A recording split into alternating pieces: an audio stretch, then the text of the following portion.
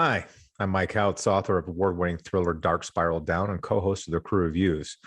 Today, I want to introduce you to Mark Edward Langley, author of the Arthur Nakai Mystery Series. His novels, based in the American Southwest, have won numerous awards and have been glowingly reviewed by Publishers Weekly and Writer's Digest, among others. He's also been praised by writing luminaries such as Anne Hillerman and William Kent Kruger.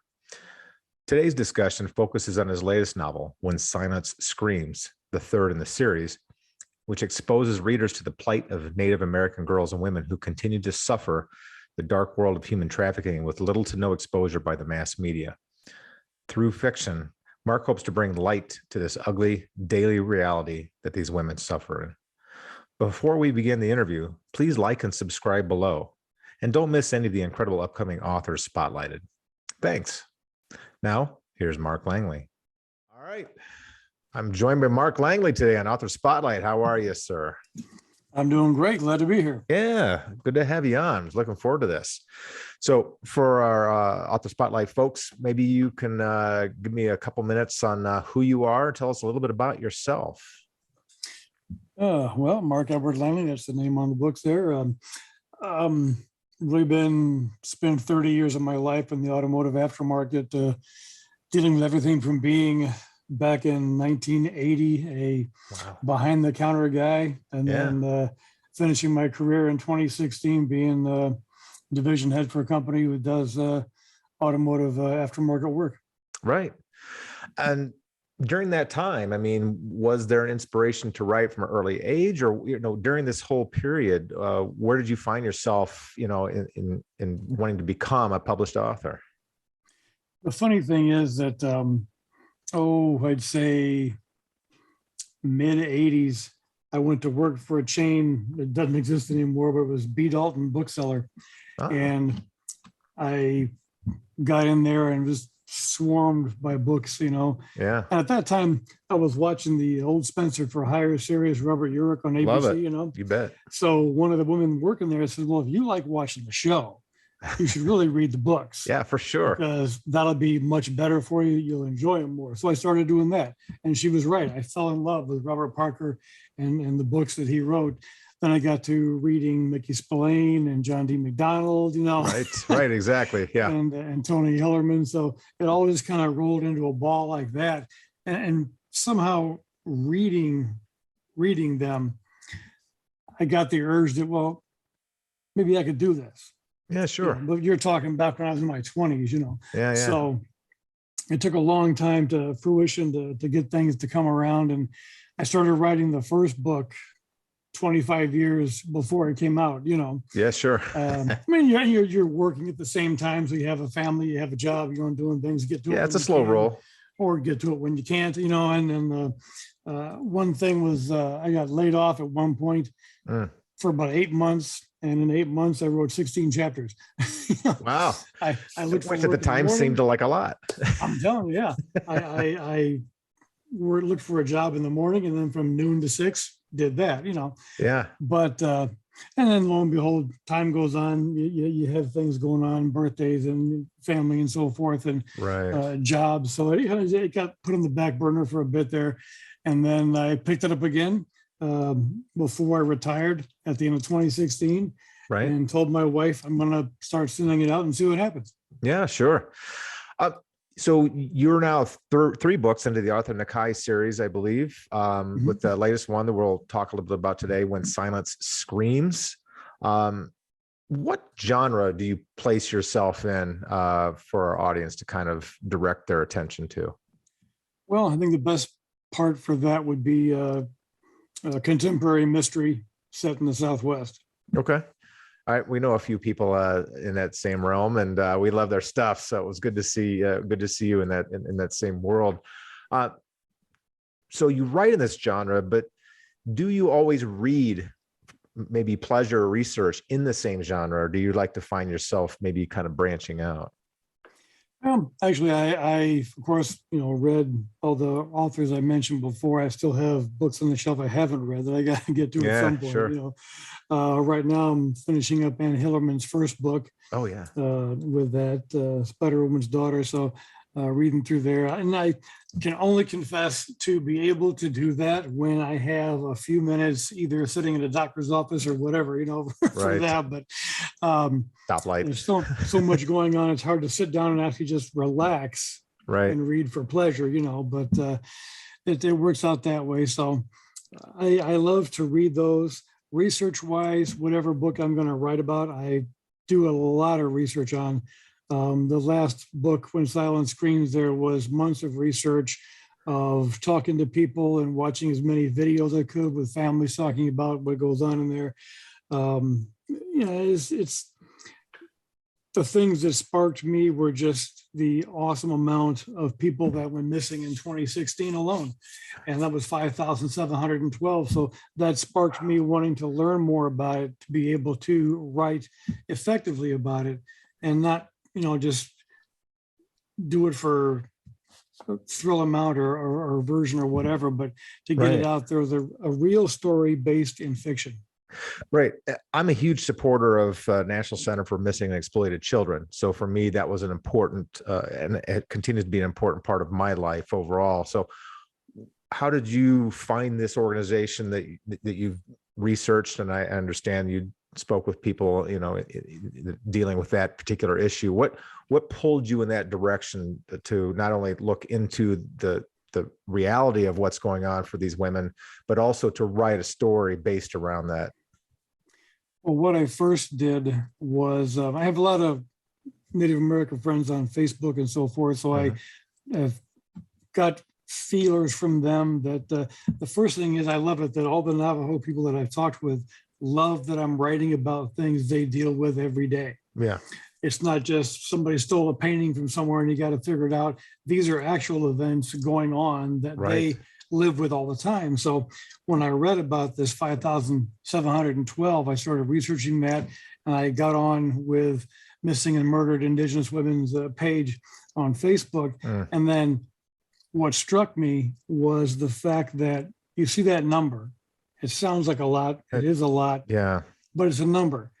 When you look at their Facebook page or website and you see all the flyers posted of all of them there, I printed out a lot of those to be able to have like a 2-inch stack.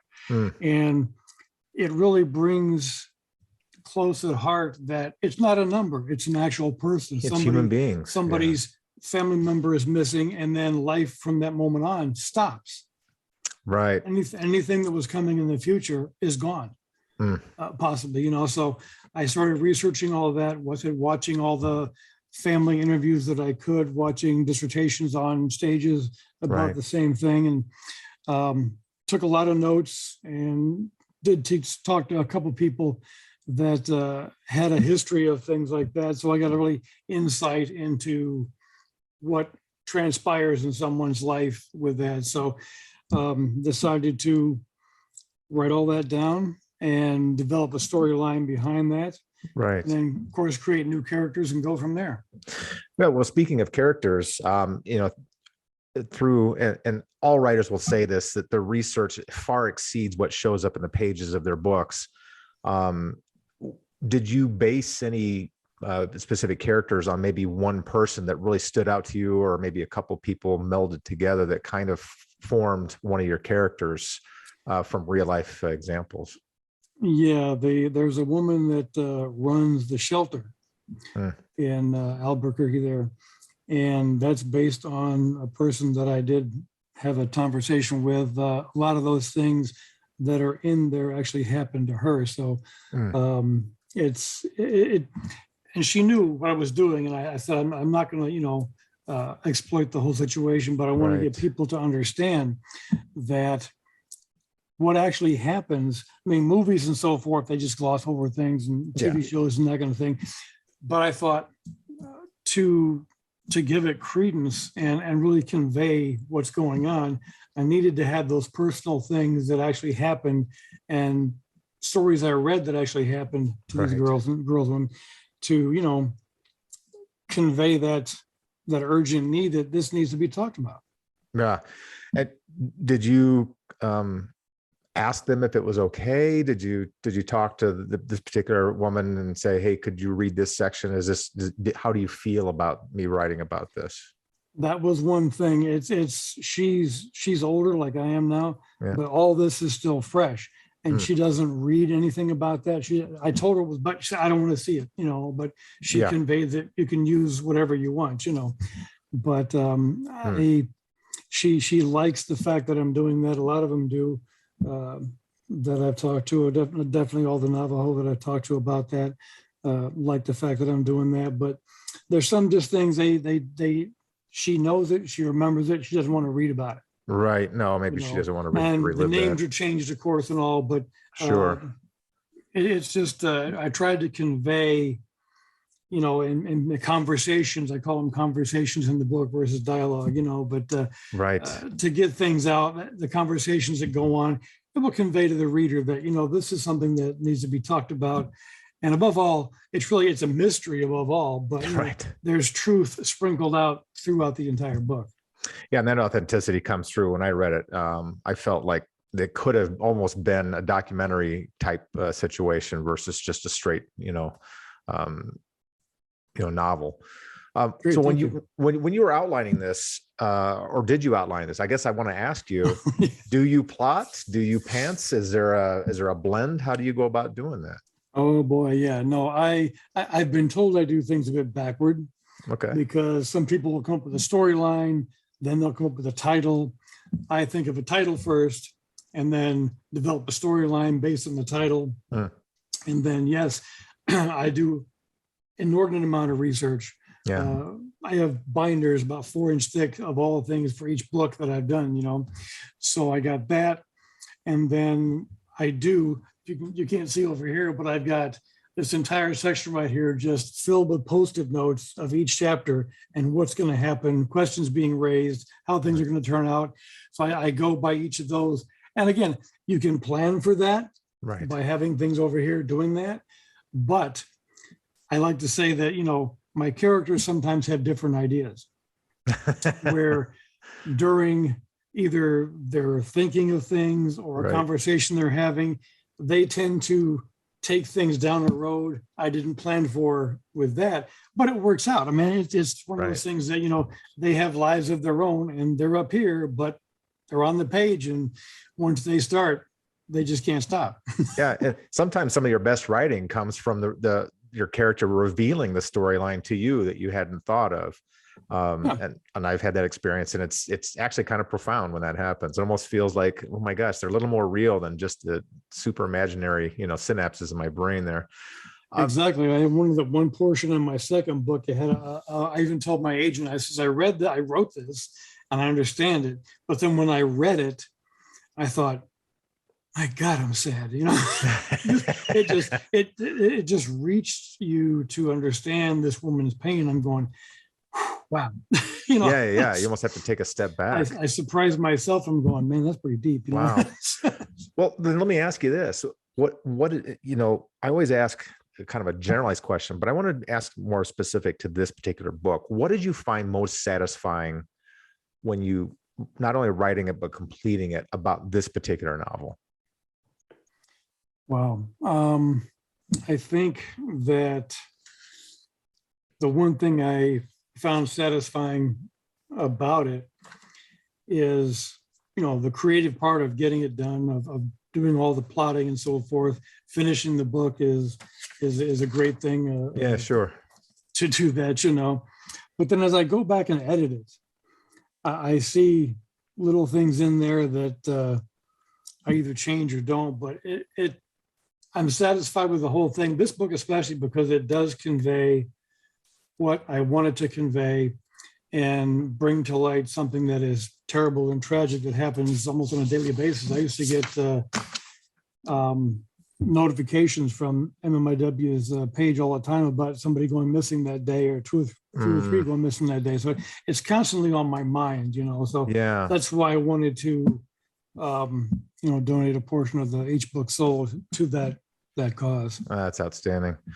What's the least favorite part of writing for you? Maybe it's not even just writing. Maybe it's just part of the business of writing. So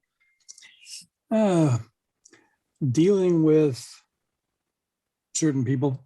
Oh, okay. I am the one who sits here and and rights. We all are that do this, Yeah, sure. I don't really like dealing with the business end of it. That's what I hire my agent and other people to do. Yeah, sure. But there is that. But I wouldn't change things for the world. I wouldn't. This is what I've wanted to do for so many years. And then when I first sent, as you know, I sent off like to 17 different agents. Yeah, sure. And projections, you get those. And then one agent called me. I talked to him for a while. He signed me on and sent the book out to 6 publishers, the first book. And then within 2 weeks, I had a 2-book deal. Oof. So that just blows your mind when you're trying to get into this and you've wanted to do this all this time. Right. And it happens and you go, oh my God, Now what do I do? Yeah. Like, okay, now I got to start really thinking about the second book, Right. Well, we'll shout out. Who's your agent? That would be Richard Curtis out of New York right now. Right. Unfortunately, he is selling his book of business and he's retiring from what he tells me. So I am on the lookout for somebody new, Yeah. All right. Well, they'll get picked up pretty quick. Well, so speaking of writing itself, there's a number of different paths that people take towards getting their completed manuscript. Some focus on character, some on plot, some on setting, pace, theme, tone, all these sorts of things. And I kind of picked up a couple of strong points that kind of direct me, with this latest book of yours. But what's maybe the most important to you in terms of your storytelling? To me, I think as Parker showed me when he was writing it, I think it's the characters that are the main focus and breathe life into that story, because this story here is a deep story. It's a great story, but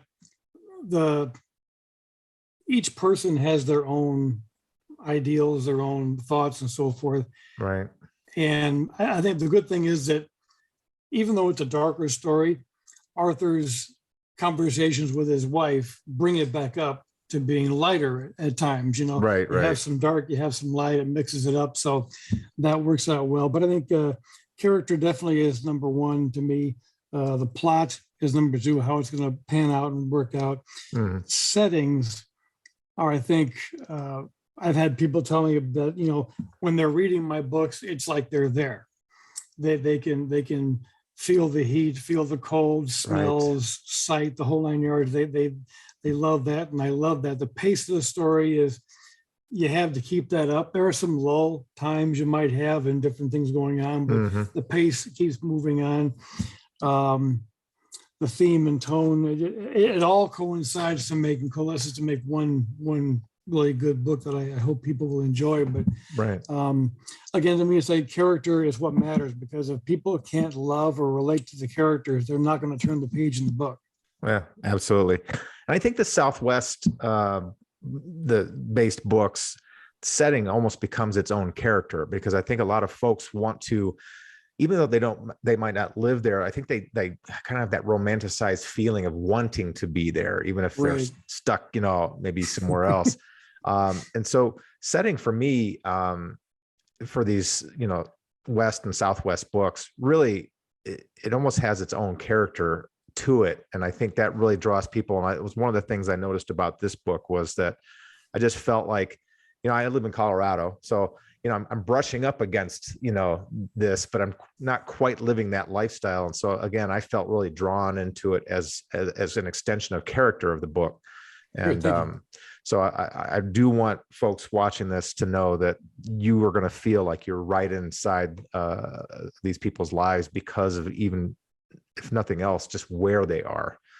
Well, I think that, the good thing about it is because I tell people when they ask about that, is that you can rest assured that I'm not looking on the computer and seeing things. I've been to these places. Google Maps, I have driven the hard-packed roads and the highways and been in the backcountries and talked to people that are out there and so forth. So it's like, where if you're reading it, I've been there. Aside from the, parentheses, people that character places that I create. Sure. Just to have a little bit of leeway, but I've been on those places. Everything there I have been to and enjoyed. Well, so why do you feel that region of the country has such a big draw from a reader standpoint, because I talk to people almost every day with our other show, and I'll talk to somebody from Detroit or Cincinnati, and they're like, oh yeah, that one book that was based in New Mexico or West Texas or this or that. And what do you think is the draw for folks to that part of the country from a storyline standpoint? I think it really is like the inherent love of the West. People fantasize about it and think about it, and if you're lucky enough to go there, they go there and visit there and take part of that home with them. But I love that area. I was introduced to that area when I was 12 years old by my parents on vacation, and it just stuck with me ever since. And I loved being out there. I felt when I went out for the first book, I traveled the roads again in there from New Mexico to Montana. Yeah. And when I got to that area down there, I just felt like I was home. I mean, just my whole body just relaxed. I just seemed to breathe better. My heart beat better, Yeah. But it's just a feeling I for some reason have this connection with that area that I can't give up. I don't want to give up, Sure. Hopefully things can work out and good, and my wife and I can move out there and enjoy the life, Yeah. Well, I think you're going to make it happen. So I hope so. When, I've talked to #1 New York Times bestsellers and, the entire gamut of people in the industry in terms of levels of quote unquote success. But there's one common theme that I've run across everyone I know, including myself, and that's something called the imposter syndrome. You and I have lived quite a life before we became writers, and you still feel like an imposter, like coming into it, like I don't belong here. I'm not worthy. Do you feel that still? Do you have the connection to that sort of sensation? Why do you think that might be? Well, we all have times, I think, that we question ourselves with what we're doing. Am I any good? Should I really be doing this kind of thing? Right. Everything when you're stuck or reviews aren't that great or whatever. I'm glad that 98% of the reviews have been really incredible for the books. But even with that, I mean, you still have this,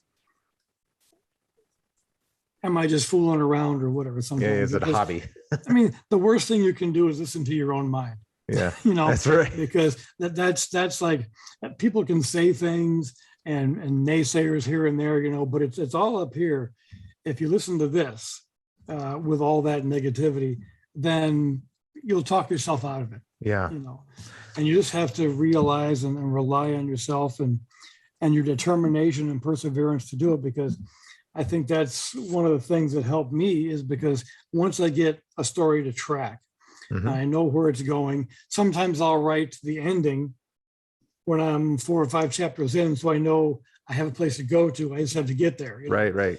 And like I did with this next book coming out, when I get this done, I've already written how the ending is going to be.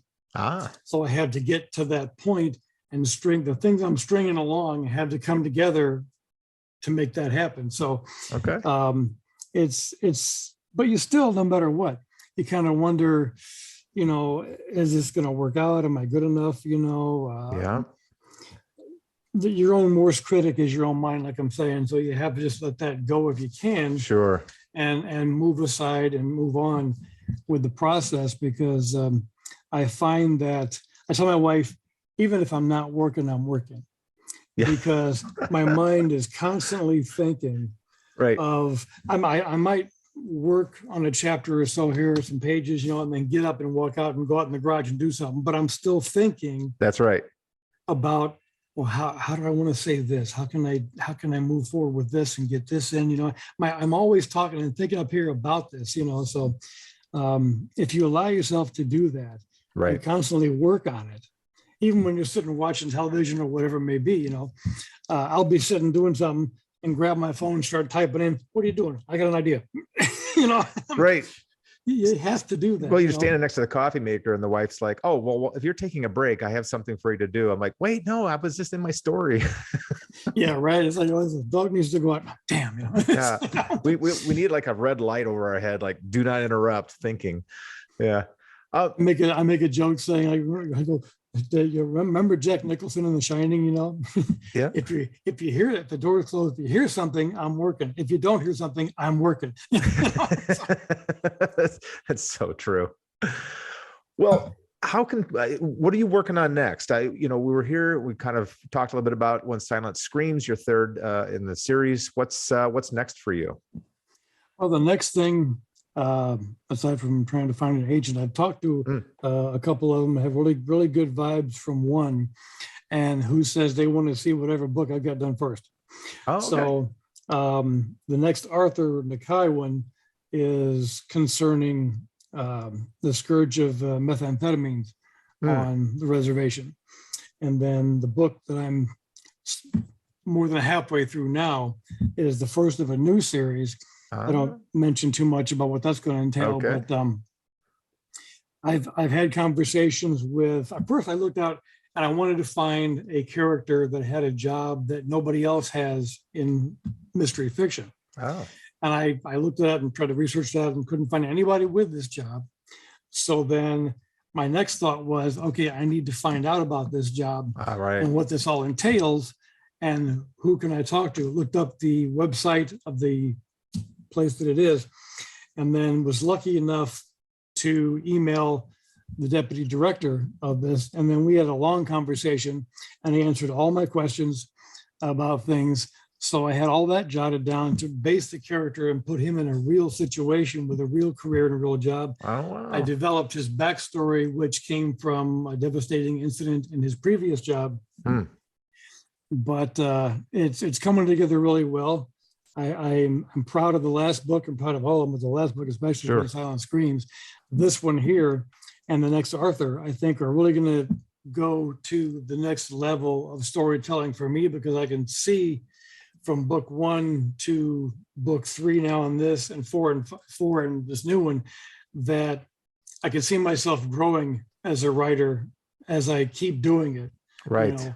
So it's coming along nicely. I'm learning a lot more. I'm getting more comfortable in my skin of letting my mind go and not thinking about what somebody may think about it or read about it or whatever, and attitudes, just let it go. Because if you think about how you're going to affect somebody else, you'll never get something written. Right. Write the story you want to tell. Exactly. The one I want to read. Right. Well, Mark, where can people find you? Social media, website? Maybe you can let your fans know where they can reach out to you. Oh, yeah. You can definitely go to markedwardlangley.com. The website has all the information on there. My media page has all the podcasts and radio interviews and newspaper articles in there. You can then scroll down and see all of my social media platforms. Click on those and like all those, and you're all set to go with that. Yeah. Well, wonderful. Best of luck with When Silence Screams. And I'm really looking forward to seeing the next one that you've got coming out. The methamphetamine world is in medicine. I was kind of involved in some of that too. So for me personally, that would be a strong story.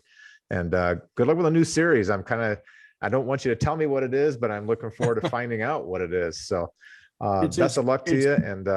And hopefully we'll see you soon. I love it. Thank you very much. I'm glad to be here, and thank you for having me. Absolutely.